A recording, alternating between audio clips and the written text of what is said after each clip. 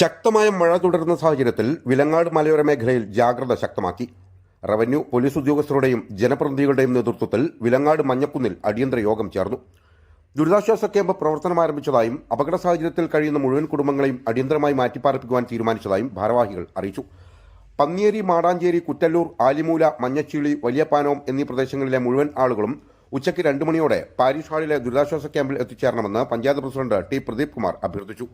മലയോര മേഖലകളിൽ പുഴകളിൽ ജലനിരപ്പ് ക്രമാതീതമായി ഉയരുന്ന സാഹചര്യത്തിൽ വിനോദസഞ്ചാരികൾ ഉൾപ്പെടെയുള്ളവർ മലയോര പ്രദേശങ്ങളിലേക്കുള്ള യാത്ര പൂർണ്ണമായും ഒഴിവാക്കണമെന്നും പഞ്ചായത്ത് പ്രസിഡന്റ് മുന്നറിയിപ്പ് നൽകി. പഞ്ചായത്ത് പ്രസിഡന്റ് ടി പ്രദീപ് കുമാറിന്റെ അധ്യക്ഷതയിൽ ചേർന്ന യോഗത്തിൽ ജനപ്രതിനിധികളും വില്ലേജ് പോലീസ് ഉദ്യോഗസ്ഥരും പങ്കെടുത്തു.